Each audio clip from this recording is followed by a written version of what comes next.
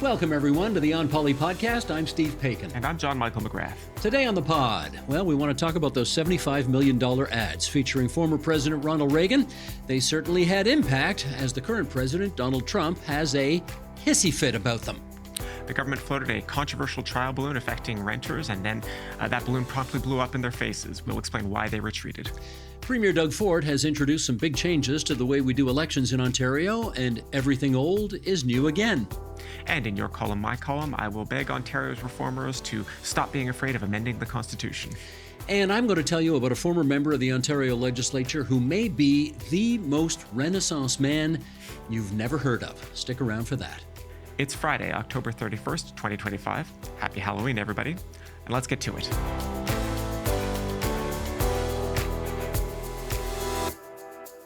Little Sugar, JMM? Oh, sir. We are not exactly in costume today. No. Although we do have kind of our World Series uniforms on. Yes, exactly. There we go. We're both sporting the Blue Jays today. Yes. You've got the logo in the top left corner, yes. right over your heart where it belongs. A bigger logo on the back, but I can't quite turn to camera in our chairs. Okay. This is a 32-year-old shirt. Yes. That I am wearing. I'm going to stand up a little bit here so you can see it. The last time the Blue Jays won the World Series, I got this T-shirt. I think it actually belonged to my mother, so I'm wearing my mom's T-shirt. But as you will no doubt remember, I do. Joe Carter hit the home run to win the Blue Jays the World Series 32 years ago in Game 6. Yeah. And Friday night, it's Game 6 back at the Dome, and they've got a chance to repeat and make history again. Yes, and I mean, we were just talking a bit off mic about this, but, obviously, I want the Jays to win, but it has been such a gratifying series, and with some lower points earlier in the season, it's been a good year. So I'm very excited. Do you know what's great about this team? They are so lovable. There's so many wonderful stories. There's so many unprecedented things they have done. You know, Trey Savage with his incredible pitching.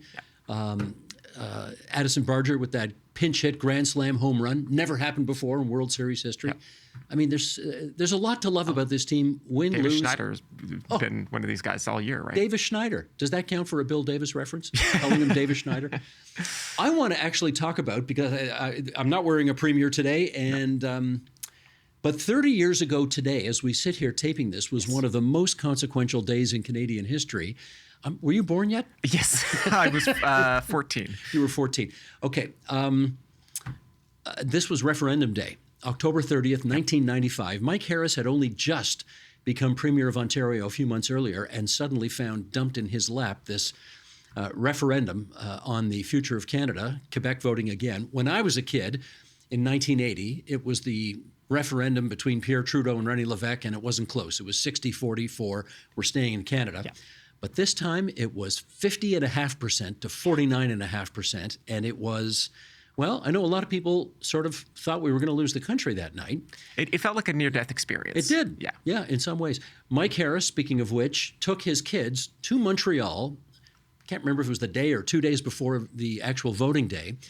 And he basically, one of those kids is a cabinet minister in Doug Ford's government now, Mike Jr., and he basically just went there, no special attention, no security. He went there just as a dad taking his kids to kind of contribute to the demonstration of affection that so many English Canadians were giving Quebecers. I think 100,000 people gathered in downtown Montreal that day for that demonstration. The forces of separation have been kind of in abeyance ever since then, 30 years ago. But the Parti Québécois is looking pretty good right now in terms of winning the next election in Quebec, and they have promised to hold another referendum. So this issue never really ever totally goes away, does it? No. I mean, it's been part of our history. Literally, you can read headlines on the broadsheets from 1867, right? Like immediately after the British North America Act is promulgated and comes into force, there's subheads about like Quebec separatists mull their next move. Yeah. I'm actually going to talk a bit more about this in Your Column, My Column, but one of the you asked if I was alive in 1995. If you're old enough to remember that era, right? We went through Meech Lake, Charlottetown, and then the second Quebec referendum. And if you want a signpost for my adolescence, right? I remember the referendum on Charlottetown, but did not really understand it at the time. By the time we get to the Quebec referendum, the second Quebec referendum, I was 14, and I both remember it and understood the stakes. So just to give you an idea of yes, I was one of those cool 14-year-olds who was, staying up watching the returns come in that night. I think that era has so scarred people with the memories of these attempts at constitutional revision in ways that still affect our political judgments for sure. today. We've been terrified to revisit this issue, and I state for the record that Quebec's signature is still not on the Constitution. They are, of course, bound by it, but they have not yet signed it. They didn't when Pierre Trudeau repatriated the Constitution with a charter back in 1982. Yeah. It did not happen again after the referendum of 1995, and here we are 30 years later. Still no signature. The one Federalist caveat that somebody is going to be angry if I don't point this out is that the majority of Quebec MPs did, in fact, vote for the passage of the Constitution. 73 out of 75, something like that. Yeah, they were all liberals under Pierre Trudeau. Yeah. But yes. An ominous day in history. Anyway, we're still a country. years ago. Yeah. We're still a country, not yet a 51st state, still a country, still with Quebec. It's a beautiful thing. Okay, and with that, off to Issue 1. Is there anyone out there that hasn't seen the province of Ontario's anti-tariff ads starring Ronald Reagan? Well, we know one thing. Donald Trump saw them, and he didn't like them at all. In fact, he had a little hissy fit and put an additional 10% tariff on Canada, while at the same time acknowledging that if he were Doug Ford, he'd be doing the same thing. JMN, let's talk about the fallout from this whole ad campaign. Right. Well, so first of all, let's talk a bit about the effectiveness of the ad. The government says that they garnered 11 billion impressions, which is how we rate the effectiveness of ads. Premier Ford says this marks it as the most successful political ad campaign ever. Those retaliatory tariffs, however, that the president has announced, they are announced. They have not yet been implemented, and there is no stated timeline for implementing them. It's just a thing that the president has said right now. Are you saying he says something and he may not mean it and he may not actually do it? Sometimes words just happen, man. Wow. What a concept. The president had said that he was not going to speak with Prime Minister Mark Carney again for some time after the provincial government's ad campaign went live. And then apparently they actually had a brief meeting and spoke in South Korea this week. Again, I don't want to scandalize anybody, but sometimes we can't quite take President Trump at his word. Really? I want to write that down. That's a new thing. Well, here we go again. Apparently, the American ambassador to Canada, Pete Hoekstra, tore a strip off Ontario's man in Washington, who's David Patterson.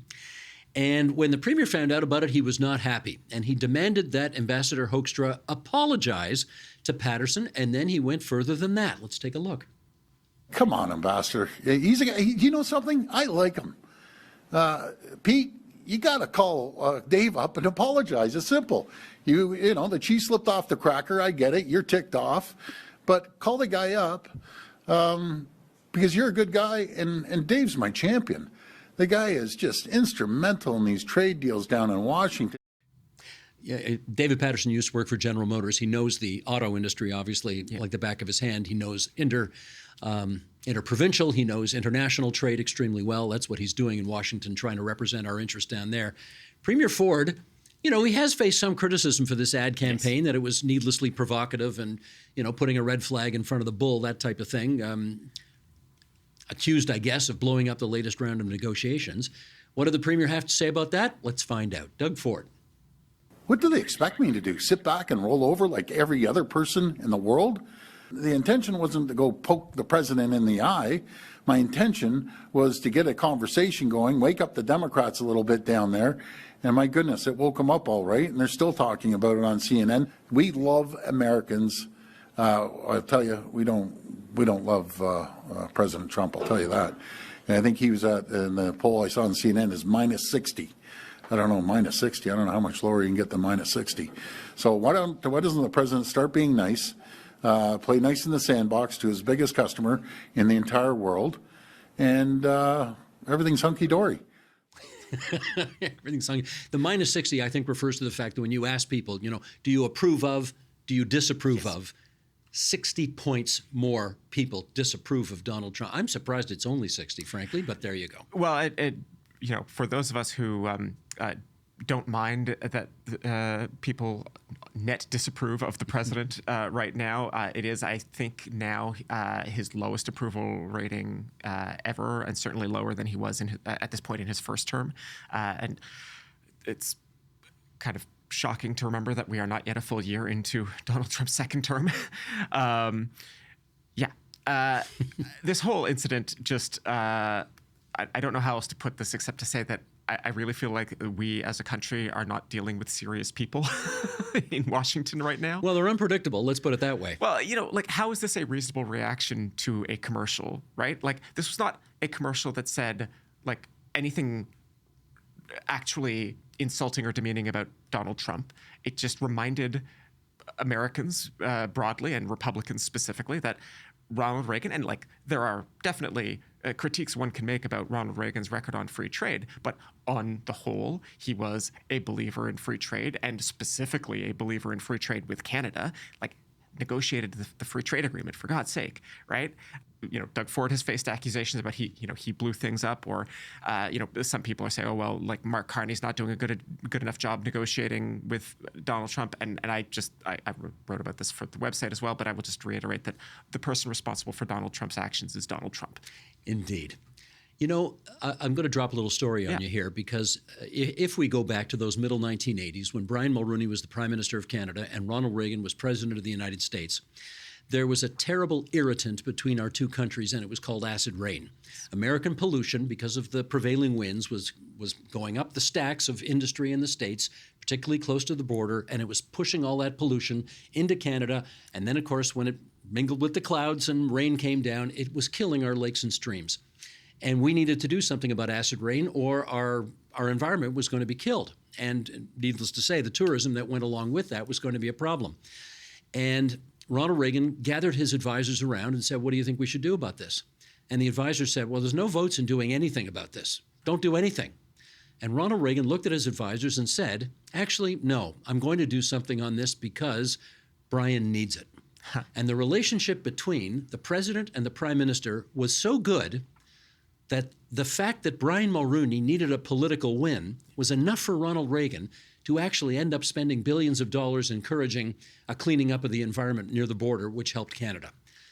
It's impossible to imagine that happening today because there's just a different cat in the White House today who kind of has jettisoned Republican policy for the last 80 years, and here we are. I will add, I almost don't even want to raise this because, like, responding to arguments on social media is a waste of everybody's time. But there is a criticism of the ad that it was deceptively edited, that in fact, in the speech that we've been talking about for however many weeks now, that Ronald Reagan in fact endorses tariffs. There's a very specific historical event that Reagan is referring to, where there was a dispute. I mean, there were lots of trade disputes between the U.S. and Japan during the 1980s. And in that particular instance, Reagan had just imposed tariffs on semiconductors against Japan. And even in the context of that speech, Ronald Reagan is saying that he was loath to do it, that it was an exception to his generally held belief in low tariffs or no tariffs in free trade. And certainly nothing in that speech, read in its whole context, endorses anything like the policies of the current American government. Quite true. And with that, we're on to issue 2. Doug Ford has always had a smoother relationship with homeowners and developers than with tenants, so perhaps it was no surprise that the Premier announced his government intended to implement a policy that developers would like and tenants really would not. JMM, what was the fallout from all of that? So this was a proposal that was revealed during a technical briefing as part of a larger package of housing reforms that the government had announced, including a new bill that was introduced by Municipal Affairs Minister Rob Flack last week. Aside from the legislative changes that they introduced, which we'll get back to in a bit, the government also wanted to start a round of consultations about changing the rules regarding fixed-term leases. So currently in Ontario, if you sign a monthly lease on an apartment, let's say it's for a one-year term, when that lease is up, that is not on its own a grounds for an eviction. Or for a renegotiation of any of the terms, right? The terms of the existing lease continue. And so long as you are otherwise a tenant in good standing, you continue to pay your rent on time and you're not disruptive or whatever, you continue to enjoy all of the protections of Ontario rental law for what that is worth. The government was proposing to start consultations that could have given landlords more power to evict tenants when the term of a fixed-term lease expires. Now, why would the province want to do that? So the government's position is that Ontario's existing rental laws make it harder than it should be to be a landlord, and that by making the rules more favorable, more congenial for landlords, they can bring more investment into the rental space and into rental homes and ease that crunch. So, this is one of those cases where, taken at face value, the argument is that it might not be directly good for existing renters, but it would be good for the rental market, and that would have the effect of being good for renters overall. And the reaction was when this idea was unveiled? You're laughing already? Yeah, predictable and understandable outrage on the part of tenant advocates.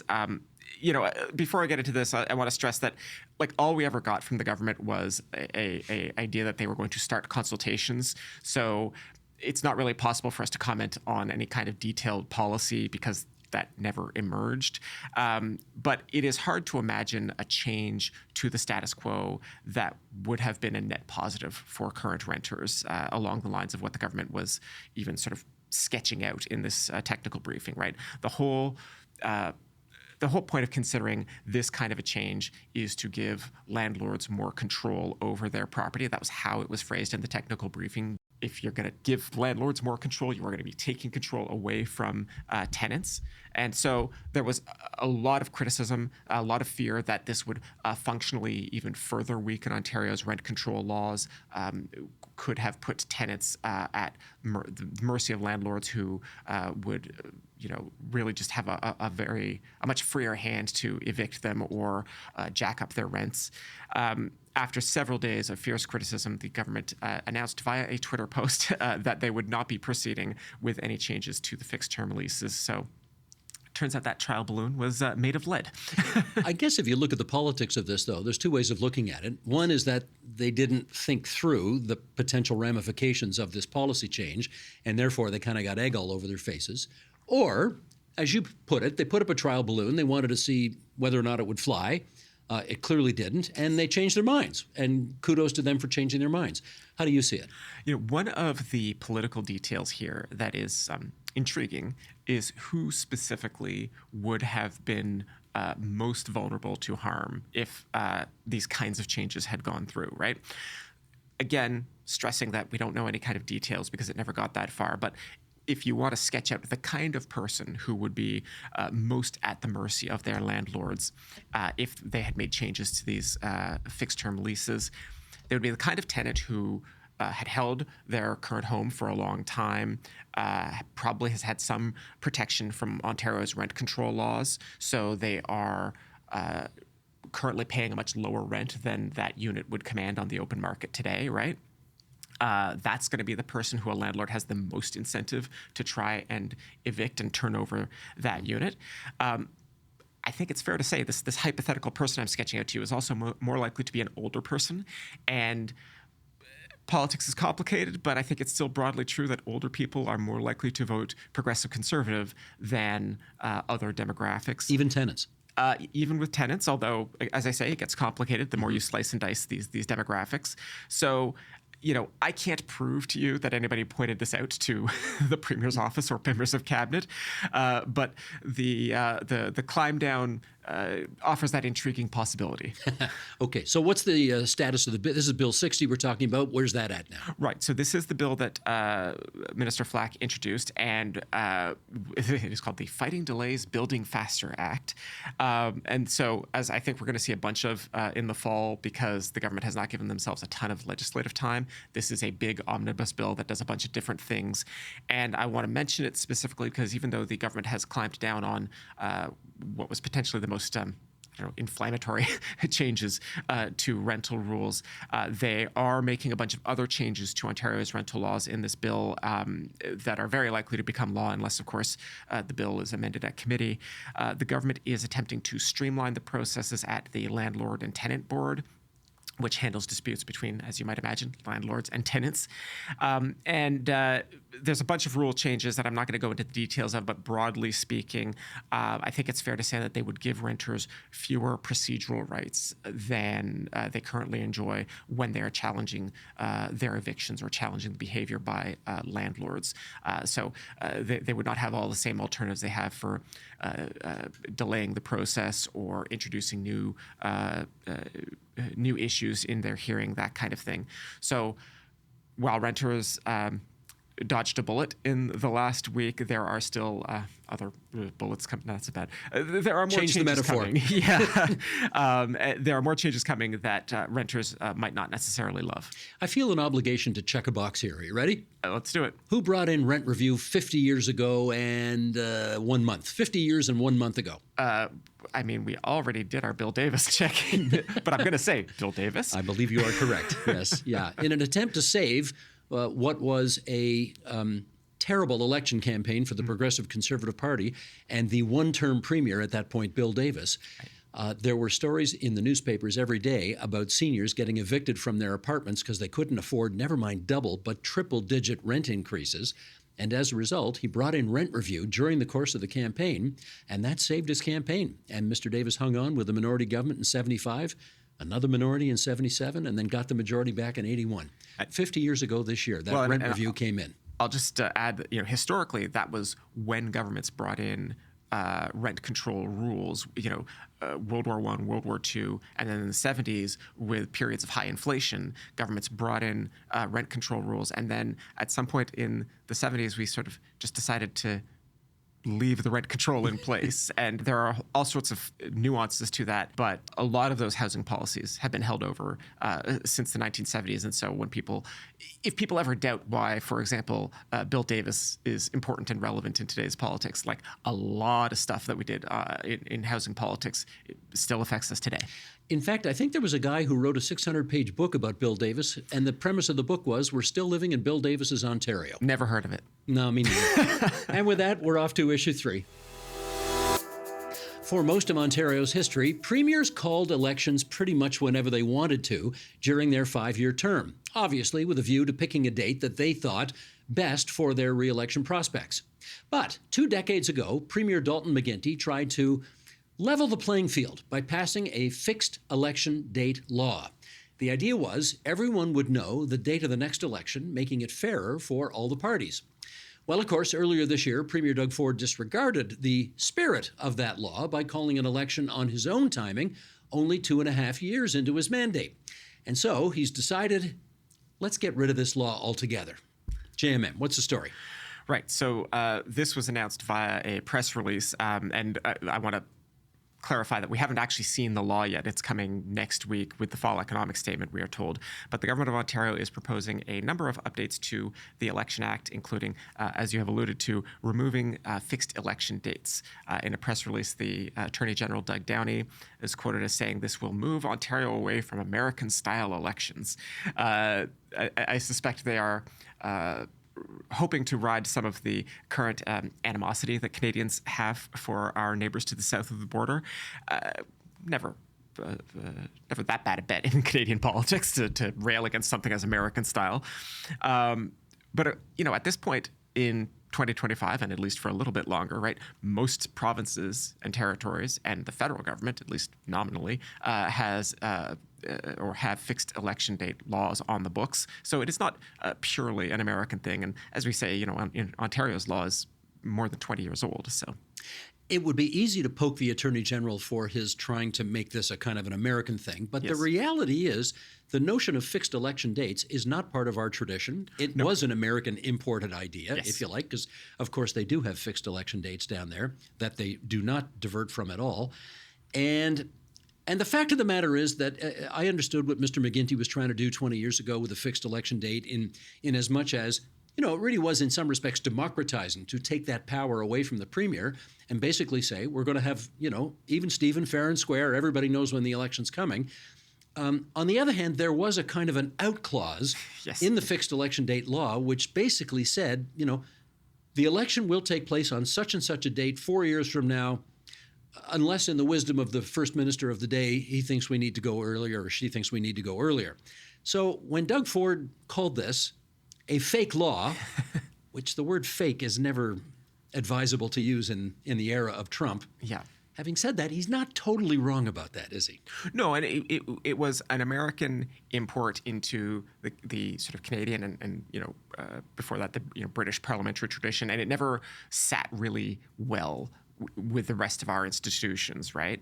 I've been a skeptic of these fixed election date laws for a long time, in the same way that I'm skeptical of, we've talked before about like balanced budget laws or, this government trying to pass laws prohibiting road tolls, right? None of these laws can tie the hand of a future government fundamentally. Doug Ford is not alone in breaking fixed election term laws, right? Justin Trudeau did so in 2021. Now, neither man profited terribly from the political decision to do that, right? They both got returned to their respective assemblies with roughly the same number of seats as they had going into them. So, voters don't seem to have rewarded that behavior. But again, ultimately, these laws just can't do what the marketing claims. Which isn't to say that these laws don't have their defenders, of course. Back in 2015, a lawyer named Tom Engel tried to get an injunction to stop Jim Prentice, who was then the Premier of Alberta, from calling an early election. At the time, Engel said calling a snap election was illegal and a waste of taxpayer money.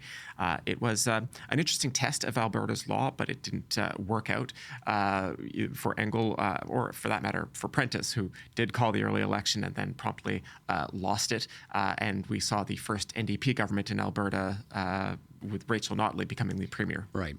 There is one other change that the government is going to propose as well, which is that once this bill becomes law, campaign contributions are going to get almost 50% bigger under what's currently permitted. I think up to $5,000 in contributions. And I guess we should talk a little bit about the implications of that. What do you see? Right. So I think the common intuition is that this will be good for the government.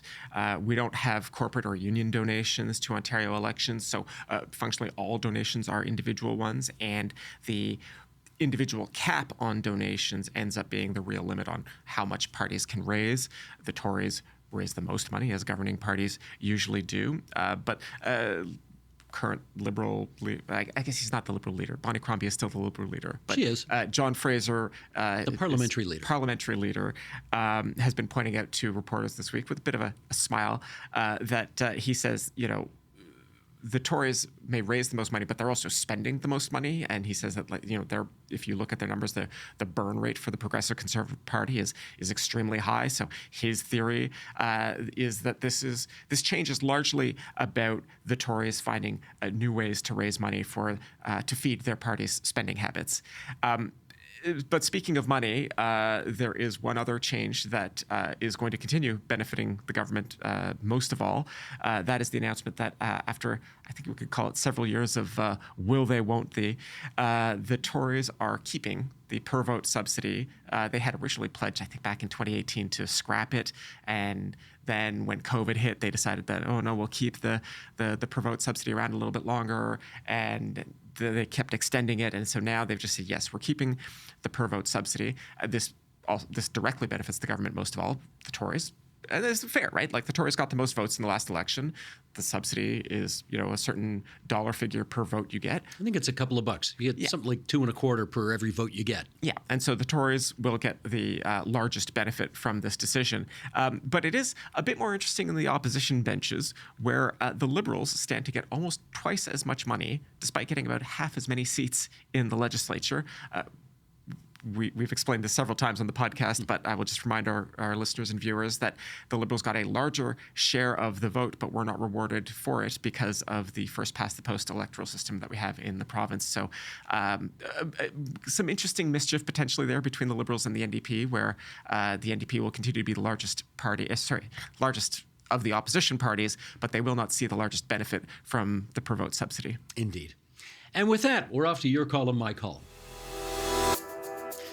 Okay, it's time now for our regular feature, Your Column, My Column, in which JMM and I reminisce about what we wrote for the TVO website over the past week. We love it when you go on to the TVO.org website and look for the stuff that we wrote. We tease about it here, but we write about it there. What do you got for us this week? So tying a few things that we've already spoken about today in the podcast, we mentioned the Quebec referendum and that era of, the late 80s, early 90s, constitutional revisions that all of them failed, but they left lasting scars on our political class who, for basically all of my adult life, everybody has been absolutely terrified of the idea of revising the Constitution.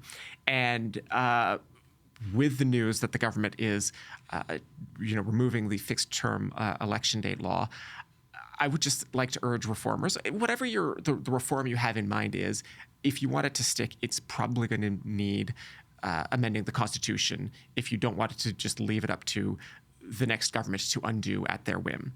That's what the Constitution is there for. It's when we want to make some changes that we want them to stick around, right? And we have to get over this terror of amending the Constitution. We haven't gotten over it yet. Well, 1995 was 30 years ago, and the world belongs to the living.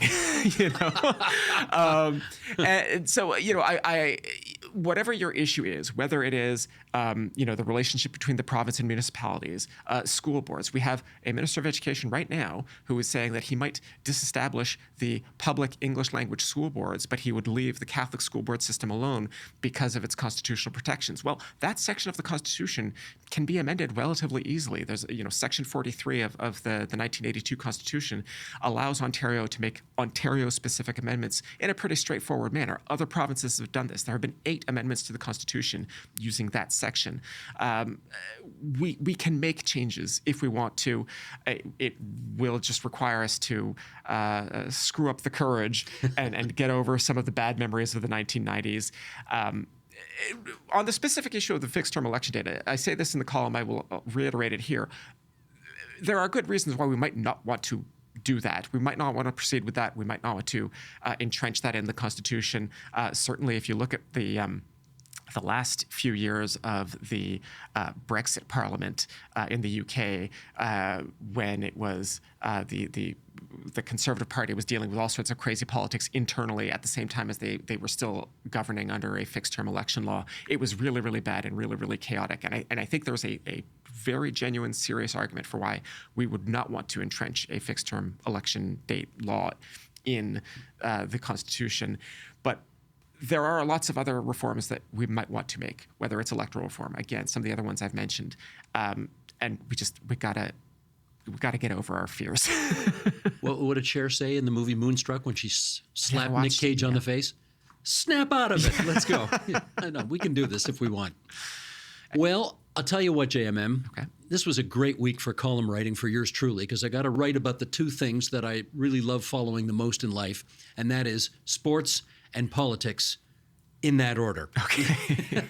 Okay, we're going to Game 6 in the World Series this year, and I hearken back to the early 1990s when in 1992, the Jays won the World Series in 6 games, and then in 1993, the Jays won the World Series in 6 games, and of course it was the Joe Carter home run game that I wrote about this past week because I was at that game sitting in left field.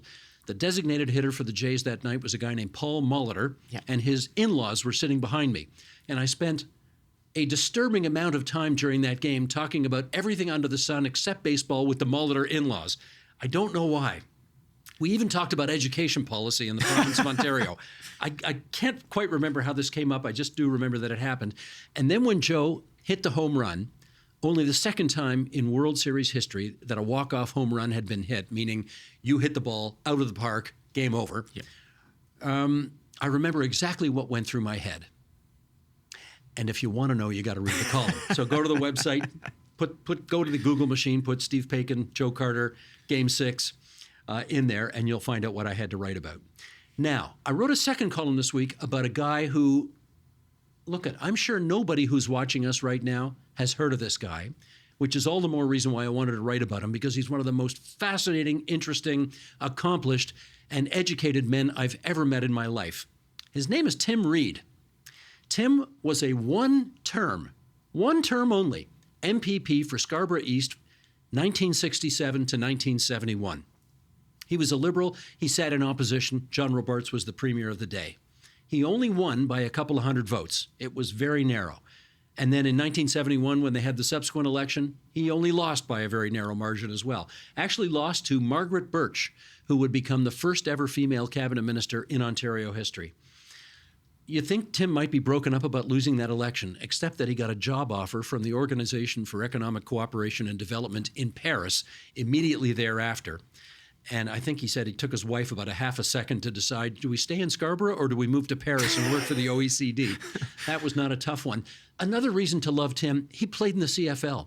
He played for the Hamilton Tiger Cats in the 1960s. Oh, that's why we're talking about this guy. Well, that might have a little bit to do with it. But you know what? He played in probably the most historic Grey Cup game ever, 1962. It was called the Fog Bowl because this was, obviously well before the Dome, well before BMO Field. They played Grey Cups and the Argos played at CNE Stadium, Exhibition Stadium. And that day, the fog came off Lake Ontario and completely enveloped the stadium. You couldn't see a thing. It was so foggy, they actually had to call the game and finish it the next day. And the game was immortalized on a Canada Post stamp. Oh, lovely. And you can see there's Tim Reed trying to tackle a running back for the Winnipeg Blue Bombers on the stamp. The quarterback of the Bombers, Kenny Plain, is in the foreground, but you see Tim trying to make a tackle in the background. So he's there for all time. JMM, if you can imagine this guy had degrees from Yale, from Oxford, from Harvard. He went to all of those post-secondary institutions. When he was at Queen's Park, he loved education, really cared a lot about education policy, and it used to grind his gears that the textbooks that Canadian and Ontario kids used in classes were published in the United States, had American values, had no understanding of Canadian/Ontario nuances, culturally, politically, and he railed against that and took efforts to ensure that our textbooks would be printed here in Ontario with some understanding of how we did things. I'll say a few more things about him. He helped establish York University. He taught at York University. He taught at the business school. I think he was the dean, actually, at the business school of what was then called Ryerson, now Toronto Metropolitan University. He worked in the public service in Ottawa, working his way up to becoming an assistant deputy minister. He was president of the Canadian Chamber of Commerce. He was on governing council at the University of Toronto. He was the chair of Ontario Lottery and Gaming. This guy was a complete Renaissance man and a lovely guy. And he just died earlier this month, 4 months shy of 90 years old, having lived an absolutely superlative life. Tim Reed, a one-term MPP, and a guy who left footprints. A wonderful man. With that, let's go to the mailbag. If you've got a burning question or insightful comment, we love to hear from you at onpolitics@tvo.org. JMM, take us through this week's note. This week, we have physical mail from listener Paul Vanderham from Mississauga. Now, audience might remember that name. He emailed us back in December 2024 about the Ontario official road map and asked if we could find out if there would be a new edition printed. Now, there has been a new edition, and he has sent us those printed maps. Oh, that's fantastic. Okay, there we go, there. There we go. We have actual, now, of course, everybody uses GPS nowadays. Yes. But we have actual maps. Yes. This is exciting. I mean, I don't own a car, but I will keep this in my go bag. So thank you, Paul. Now, Paul mentioned in his note that the Bradford bypass is shown on the map as being under construction, while Highway 413 is not. So people reading the tea leaves can enjoy that. If you are looking to purchase a copy of the map, you can do so at the Ontario Publication site for $4.95. I want to tell you, before GPS, how we used to drive. This is not a word of a lie. You would get into your car, you would open up the map like this, and you would splay it, right? Yes. On the steering wheel while you were driving, and you'd have one hand on your map, and you would have another hand as you were driving your car, and you would watch. I mean, this is really a fantastic detailed map of the highway system in the province of Ontario. This was the very safe way that we used to drive before GPS. And then, of course, with open bourbon and cigarettes in the car. Well, I won't go that far. But then if you were really talented, and oh boy, the pressure's on, I don't know if I can do it here.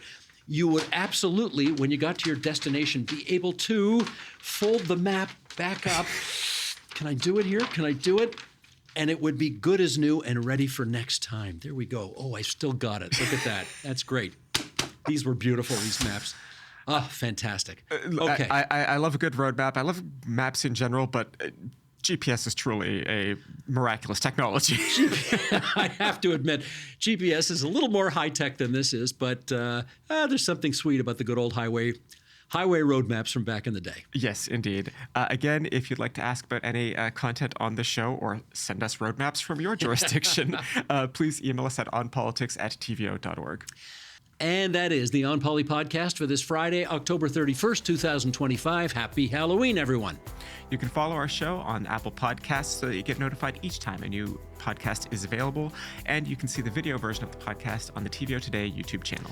Any feedback you have, we're always happy to hear it, good, bad, or indifferent. You know the email address. It's onpolitics@tvo.org. Please include your first and last name and where you're located. This week's episode was produced by Matthew O'Mara, editing by Colin Kish. Production support from Jonathan Hallowell and TVO's Digital Media Services team. Laurie Few is the executive producer of Digital. John Ferry is vice president, programming and content. Well, we want to give two shout-outs here. Number one, of course, to our studio crew for making the place look so great and organized. And number two, JMM. Okay, Blue Jays, let's play ball. Ba-ba-da, ba-ba-da, ba-ba-da. Until next Friday, everybody. Bye-bye. We're going to have to pay Rogers royalties for that? I hope not.